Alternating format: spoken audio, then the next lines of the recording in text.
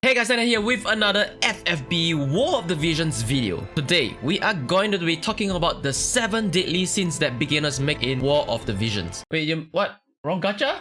Okay, seriously though, I played the Japan version during the launch and had a lot of fun, especially during the Final Fantasy Tactics banner. Okay, Orlando, Ramza, okay guys. Not only did I not get shafted like how Ophos and Omegamon did in Digimon Re-Arise, nor how I get shafted by DS Ban and Green Merlin in 7 Deadly Sins, but I actually put for Orlando and Ramza in the first pool in their respective banners. Okay, there's like 2 separate banners. That's right, I have a ton of excess gems sitting in the storage right now in my Japan account. Hopefully this last carries over to global, though I'm not really counting on it. Anyway, I digress. As I was saying, I was actually messing around a lot when I was playing the Japan version of the War of the Visions and did not care much about what I actually did, you know, just doing all the beginner's mistakes. I was playing recklessly on purpose so that I could learn from mistakes and do it better in global, which is better right now. Okay guys.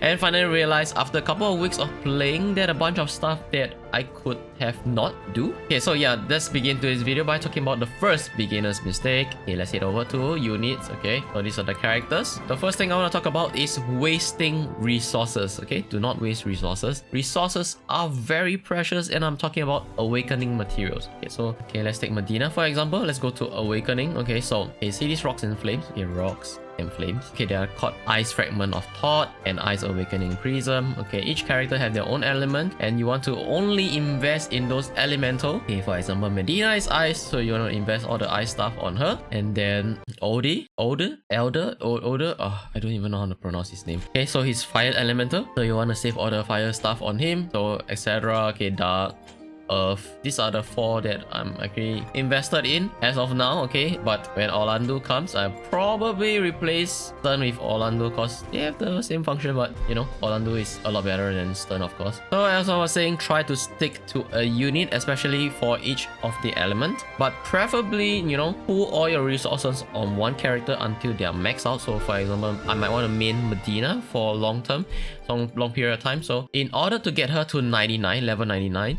I have to limit break her 1, 2, 3, 4, 5 times. Okay, which requires 600 of her shots. Okay, so 400, 800, 120, 160 and 200. Okay, in respective order, and then awaken them. Okay, so now she's actually 2 star. You guys start with 1 star, so 1, 2, 3, 4 more stars to awaken, which requires a lot of resources and a lot of these rainbow orbs. Okay, it's called Rainbow Vision Spear. Okay, so if you make the same beginner's mistake as I did in the beginning and invest everything on one character or even just multiple characters, then you pull another awesome unit in the next week's banner because, you know, waifu or strong, then good luck because you will end up getting 2, you know, decent units instead of 1 really strong one. So think carefully when investing resources in your team. So one example was I actually put Tancred from the event in Japan, okay, in my Japan account, and invested on him, but realized later I couldn't max him out after the event. Then when I put for Ramza, I don't have enough to actually max Ramza out because I already used those resources on Tancred, you know, kind of wasted. So please be very careful when using resources to awaken your characters. And also leveling materials for your units, your summons, vision cards, ultimate moves are always needed as well. So try not to waste all the resources.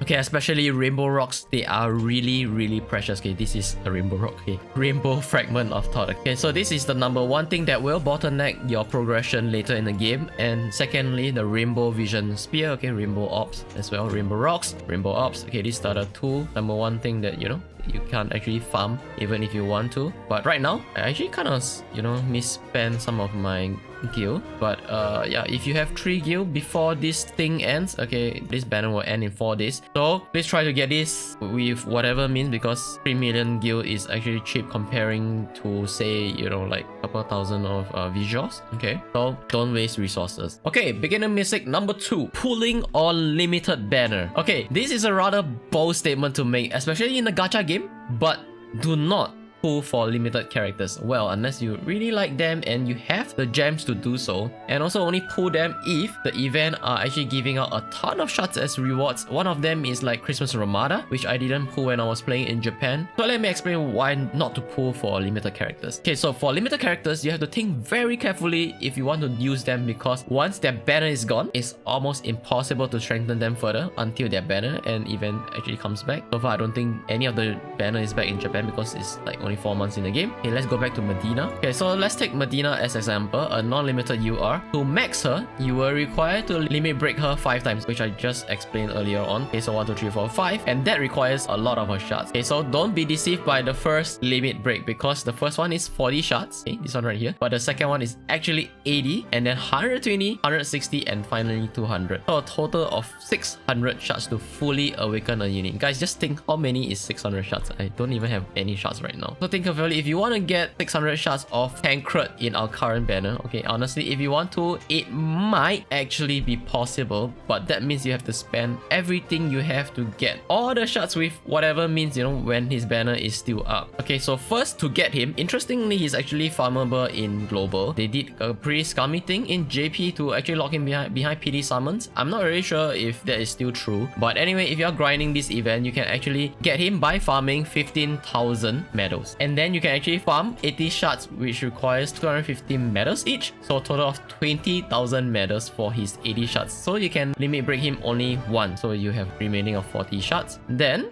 buy the Mon shards whenever you can.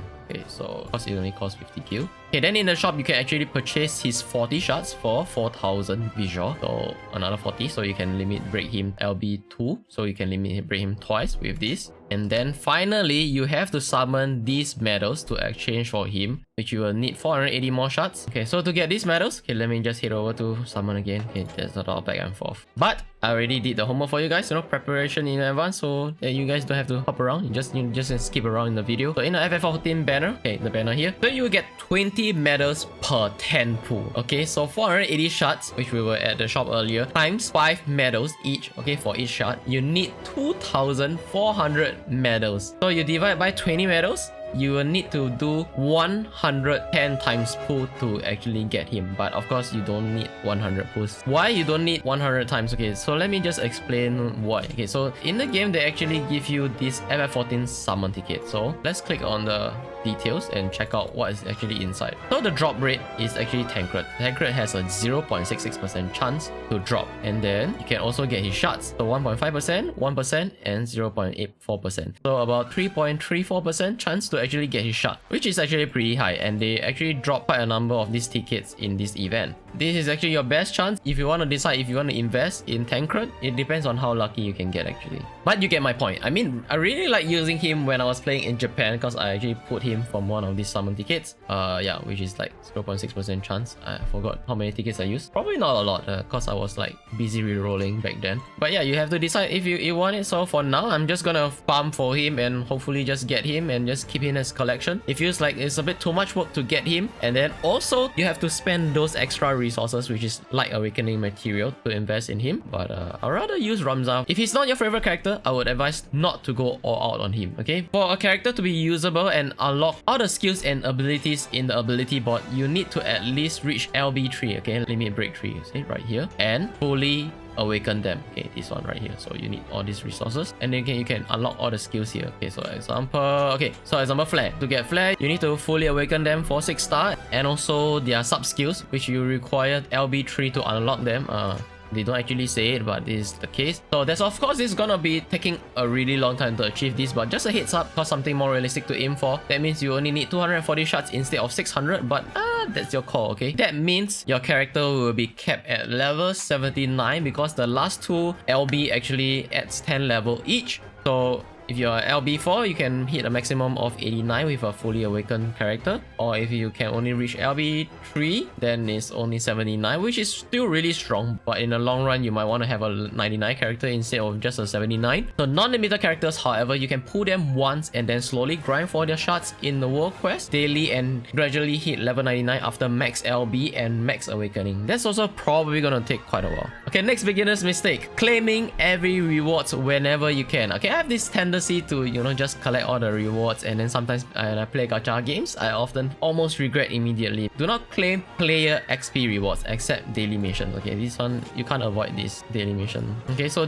this is something that you cannot avoid, but it's only like 1 XP, so it doesn't matter. What I'm talking about are those things here. Okay, so this, especially in this tab training. Personally, I will not touch this until I really need to level up, you know, to carry on with my game. But yeah, so far I have not needed to touch them. So whenever you claim this, you're most likely gonna level up, because I'm like rank 12 now. I don't really have that much time to play. I'm probably gonna take more time to sit down and play. So whenever you rank up, you know, gotta do that. Okay, so let me explain something more about player XP. Okay, this is a little bit more min-maxing, but to avoid wasting energy, let me explain how player XP works. You actually only gain most of your player XP in story mode. Okay, so in the beginning, a big chunk of your player XP comes from story mode. Just see this, first time completion, you get 25 XP. So in some stages, I think it's like every 5, then you give you like 50 XP or something. Okay, so one whole scene, I think it roughly gives you about 350 player XP in story mode. And also you collect them from daily rewards and achievement, and not your usual spending energy or in combat. So whatever stage you grind over and over again doesn't give you any player XP. Just keep that in mind.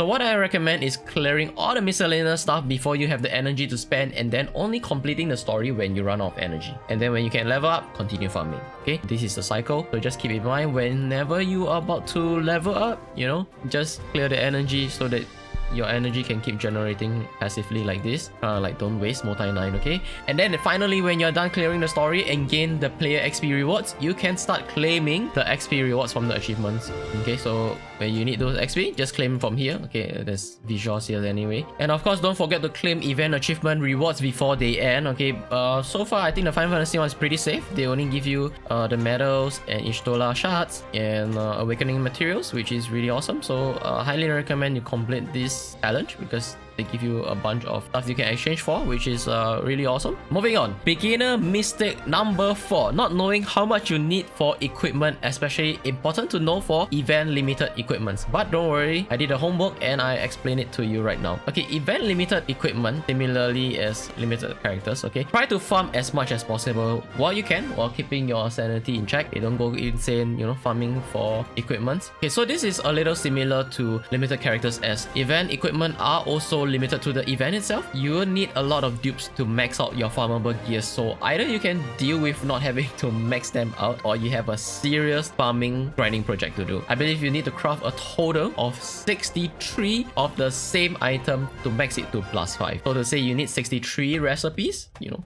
to craft 63 of them, and then you need a lot of ore to actually level up your gear. Okay, so to actually +5, it's gonna take a lot of resource. So as you can see, it's definitely gonna take a lot of grinding. So maybe if you can settle for a +4 or maybe even +3, but I don't know. You would definitely prefer to go all out to a +5, but okay, it's up to you. It's definitely your decision. And also, quick pro tip, please use this free Excalibur. It's already fully maxed out, okay? Max Awaken at level 30. Okay, so Mon is one of the units that can actually use it, and the other, I believe, is Gilgamesh. Okay, wait, let me just do this real quick. Okay, you can actually do the favorite equipment here so that he can use it whenever. So he just need to keep using this. Okay, so there's like insufficient E proficiency, so it's actually down. But even if it's down, the stats are already higher than this level 10 sword. Okay, so I think the other guy that can use it is actually Gilgamesh, but I don't have him, so it doesn't matter. So this sword is already capped, and you can just keep leveling, and it will be a while until you get a good weapon and can actually raise to this level. Okay, and finally, I want to talk about the last beginner's mistake. Beginner's mistake number 5. Not doing your dailies. Okay, so pretty straightforward stuff for these dailies. You probably do. You can also get VIP points when you clear your dailies. Okay, this one. Don't the VIP points isn't too much, but you know, at least you're free to play, you get some chance to actually level up your VIP points, but it doesn't matter. Okay, next you want to hit story and then go to world quest. Okay, so this is where you can actually farm shards for your character. So for example, if you do this hard quest right here, shard quest Mon, then you can actually farm for the character shards. For MR characters like Mon is actually capped at 3 times a day, but for UR, so example Medina is right here. Okay, this is actually 2 times a day, so they are actually capped twice a day, except Gilgamesh. I have no idea why is he locked under like this place. For his hard quest, you can only do it once a day. Okay, so this guy is, you know, okay. So you can farm a total of 10 shards per day in this whole hard quest, you see, to this total hard quest attempt. So you can actually cap this, and SSR can be, as I mentioned, SSR can be farmed 3 times a day, while UR can only farm twice a day. So just keep that in mind. So try to farm for your UR as much as possible, since UR tend to get stronger, and also gotta grind towards those TMs. Okay, and also for Mon, the thing is you can actually buy his shard in the shop. It refreshes every 6 hours, and it costs you only like 50,000 gil, which is really cheap for shards. Okay, max LB them and max awakening them, you know, you can work towards that to finally get their TM TMs. Okay, just a quick one. So when you limit break 5 and awakening 6, okay, so max out level 99, okay? You can finally get their really good stuff, which is all their TMs, okay? The Trustmaster TMR, okay, Trustmaster reward. Oh, it's the same thing as FFBE. I have no idea what the TMR are because even in Japan, I did not actually manage to get them before I left the game. Okay, they are really strong equipment, so you want to have them. And also, next swap, okay, as part of the dailies, join a guild ASAP. There's this place that you can increase your unit's brave, though reduces faith, if I'm not wrong. Okay, let me just hit over there, which is called the barracks. Okay, so this is actually where you can raise your JP and also bravery while reducing faith. It's not recommended for her, but I kind of need some JP for her right now. So you can actually, you know, just put someone in. For example, if you want Mon to get some JP, you can just put him in. And personally, I like spending on quality of life stuff, you know, spending the visuals on things like that so that they can actually go to work even while you're sleeping or busy doing other stuff. Personally, I think this is definitely worth investing in. And then you just buy some food for them. Okay, just, I don't know, you can just buy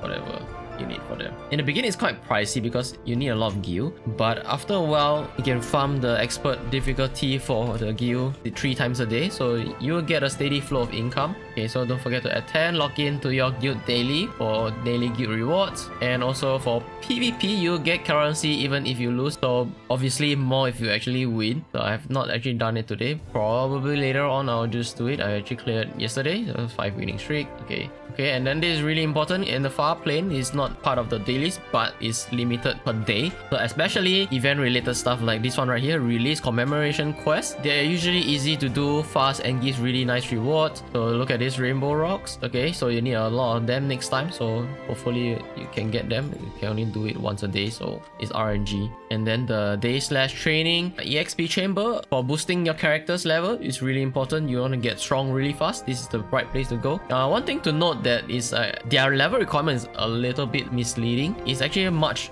lower than it actually requires, like 30, and then drop level 5. You can actually clear it with a team of, I don't know, 15, 20 around there. Yeah, but these I'm definitely not strong enough to do this right now, but hopefully in just a couple of days time I could do it. Okay, then guild chamber, self-explanatory. You need a ton of guilds to do stuff in this game. Just a lot of things to buy. Okay, you get what I mean. Okay, all chamber to level up your gear. So remember I was talking about 63 gear you need to actually max out to get +5. Okay, this is the right place to actually accumulate all your ore. Yeah, personally didn't do much of this in JP, but it's actually good to stock up. Okay, then next, growth egg chamber, okay, to level your vision cards. Okay, vision cards are also really important as well. And then finally, pot chamber, okay, super important. It levels your ultimate abilities. Then the rest are not capped and you can actually farm them via multiplayer, which is highly recommended whenever you have like spare time to actually grind stuff. You can actually do it in multiplayer. So I actually prepared a lot more, but it seems like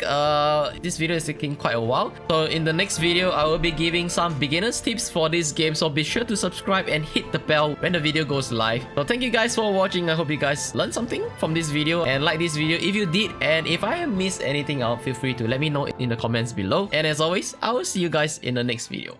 Peace.